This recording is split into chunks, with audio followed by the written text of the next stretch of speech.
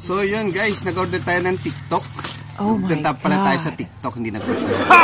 So ito, nag-unboxing na tayo. So yan, ito may ang ano niya, Cibo.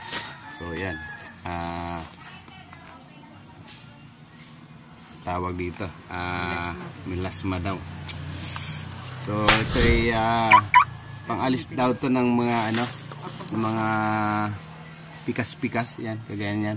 So yung kabataan ko kasi, nangugud ako sa alsada habang naghahabol nung ano itong ibig sabihin, kasi puro ano Korean words. So yun, meron ditong konting, so hindi natin maintindihan, meron din ditong konting words, no, nakalagay, Dr. Hansi White Spot Cream. So yun, ayun lang nakalagay na English dito. So subukan lang natin kung legit ito. So yun,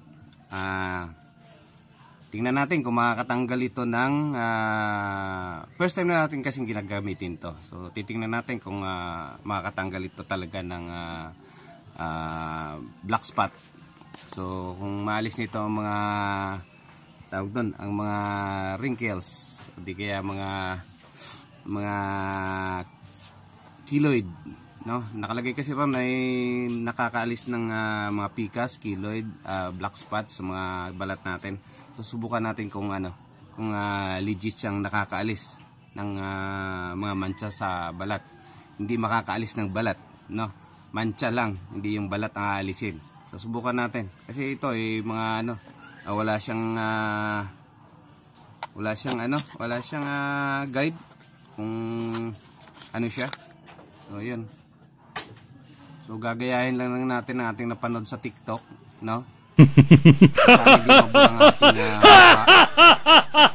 kung hindi tayo hindi tayo ma-allergy dito.